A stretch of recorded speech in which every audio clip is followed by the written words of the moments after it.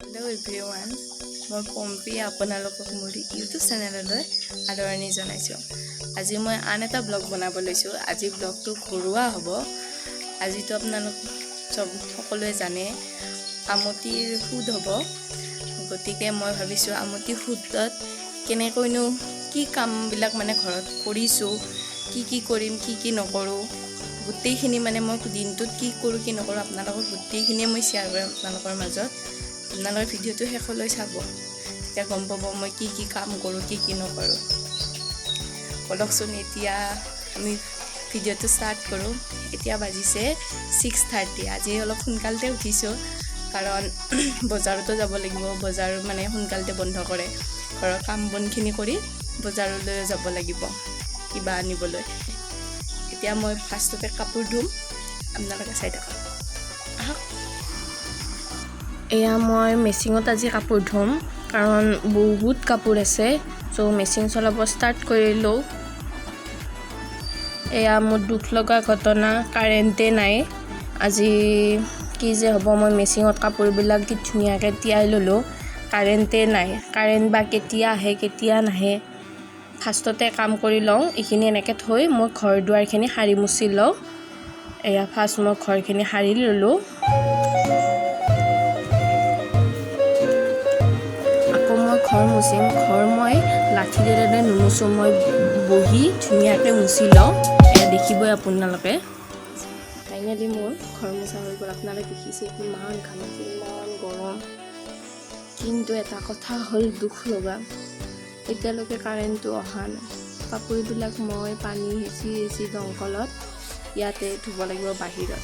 ভাবিছিলোঁ মেচিনত ধুওঁ, অলপ কষ্টটো কম হ'ব, কিন্তু এতিয়া কষ্ট দুগুণহে হ'ব। আকৌ দমকল হেঁচি ধুব লাগিব। কাৰেণ্ট কেতিয়া আহে ঠিকেই নাই এতিয়া। আৰু এই 6:30 বজাতে গৈছে, এতিয়া 8:30 বাজিলে, অহাই নাই।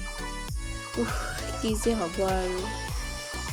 বলক এতিয়া কাপোৰে ধুওঁ, আপোনালোকক অলপমান দেখাব ট্ৰাই কৰিম আৰু বেছি নোৱাৰি। আপোনালোকে দেখিছে এয়া মই ঘামি একদম হেৰি হৈ আছোঁ। কাপোৰবিলাক ধুলোঁ, হাতেৰে ধুব লগা হৈছে। মেচিনত দিলোঁ, কাৰেণ্টে নাহিলে। এতিয়া আহিছে বাৰু, আহিলেও কাম নাই, মই ধোৱা হৈ গ'ল কমপ্লিট। কিমান কাপোৰ ধুলোঁ আপোনালোকক দেখাই আছোঁ ৰ'ব। ইমানগাল কাপোৰ ধুইছোঁ। এতিয়া মই ইয়াক মেলি দিম বাহিৰত। এতিয়া মেলি দিওঁ, চাই থাকক আপোনালোকে।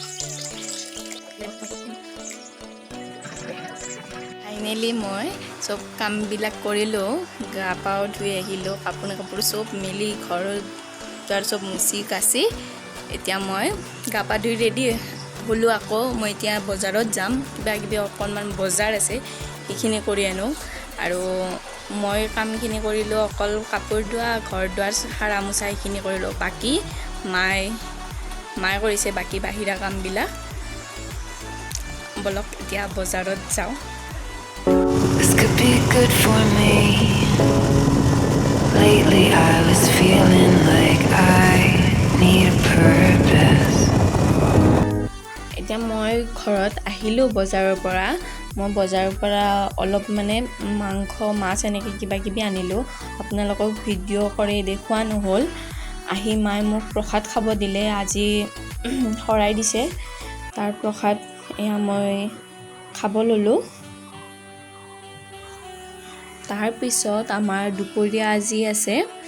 দুপৰীয়া আমাৰ ইয়াতে জলপান খায়। আমি ৰাতিপুৱাৰ পৰা মানে ভাত নাখাওঁ আৰু ৰাতি ভাত খাওঁ। দুপৰীয়াৰ কাৰণে এয়া চাকু, বকা চাউল, দৈ, কঁঠাল, কল, সান্দহগুড়ি, তাৰপিছত অলপ গুড়ো আছে। এইখিনি এতিয়া মই খাই লওঁ, তাৰপিছত আপোনালোকক লগ পাম আকৌ। হেল্ল' ফ্ৰেণ্ডছ, মই দুপৰীয়া জলপানখিনি খাই অকণমান ৰেষ্ট লৈছিলোঁ, কাৰণ আজি গমেই পাইছে আপোনালোকে বহুত কষ্ট হৈছে। তাৰপিছত মই ৰেষ্ট লৈ উঠি এতিয়া কাপোৰবিলাক চব সামৰি ল'লোঁ। সামৰি লৈ ভালদৰে ঠিক ঠাক কৰি থ'লোঁ। চব মানে য'ত যি মানে থ'ব লাগে সেইখিনি চব কৰি ল'লোঁ। কৰি উঠি কৰিলোঁ, কিন্তু ভিডিঅ' বনোৱা নহ'ল আৰু। তাৰপিছত মই ভাবিলোঁ এনেকৈ অলপমান আপোনালোকৰ লগত কথা পাতোঁ, কৈ দিওঁ।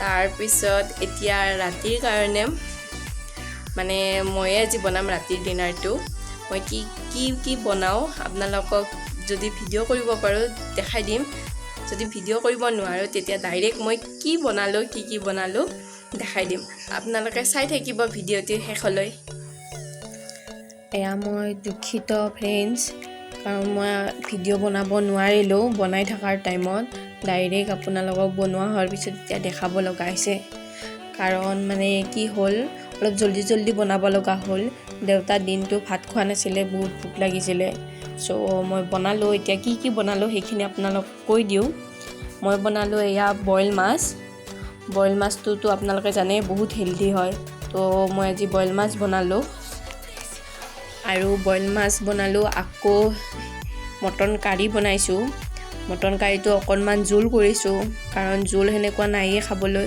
তো অকণমান জোল কৰিছোঁ আৰু মই মটন খাই সিমান ভাল নাপাওঁ চ' মোৰ কাৰণে বনাইছোঁ অকণমান চিকেন ড্ৰাই ফ্ৰাই আৰু ভাতৰ লগত আছে তিয়হ চালাড আৰু নেমু টেঙা এইখিনি আমাৰ ডিনাৰত আজি আছে আপোনালোকে কি বনাই খালে জনাবচোন আজিৰ দিনটোত ৰাতিৰ ডিনাৰত মানে কি হ'ল কালি মই ব্লগটো এণ্ড কৰিব নোৱাৰিলোঁ মই কালি শুই দিলোঁ সোনকালে কাৰণ দিনটো বহুত কষ্ট হ'ল তো মই আজি নেক্সট দিনাখন ব্লগটো এতিয়া এণ্ড কৰিব লৈছোঁ আপোনালোকে জনাবচোন মোৰ কালি ব্লগটো কেনেকুৱা লাগিলে ঘৰুৱা ব্লগ বনাইছিলোঁ কালি মই আমটিৰ সুত বুলি যিখিনি ঘৰত কাম কৰিলোঁ সেইখিনি দেখাব আপোনালোকক ট্ৰাই কৰিছোঁ আমটিৰ সুত মানে আপোনালোকে গম পাইছেনে অম্বুবাচী যে মেলা হয় কামাখ্যা মন্দিৰত সেই অম্বুবাচী মেলা হয় কিন্তু আমাৰ এইটো পিনে আমটিৰ সুত বুলিয়ে কওঁ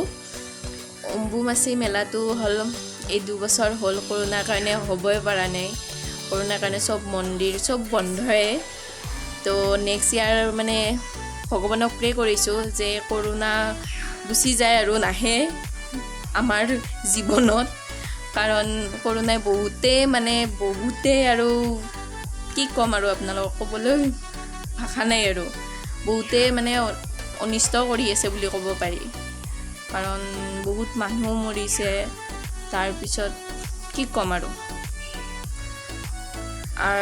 শেষত মই কওঁ চবে ভালে থাকিব ঘৰতে থাকিব মাস্ক পৰিধান কৰিব আৰু ঘনে চেনিটাইজ কৰি থাকিব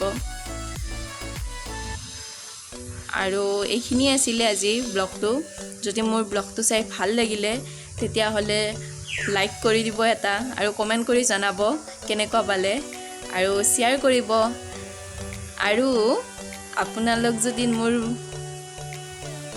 চেনেলত নতুন হয় তো প্লিজ ভিডিঅ' চাই গুচি নাযাব ছাবস্ক্ৰাইব কৰি দিব চেনেলটো আৰু কাষত থকা বেল আইকনটো দবাই দিব যেতিয়া মই নতুন ভিডিঅ' আপলোড কৰোঁ আপোনালোক আগতীয়াকৈ পাই যাব আজিলৈ আহিছোঁ বাই নেক্সট ভিডিঅ'ত আকৌ আপোনালোকক লগ পাম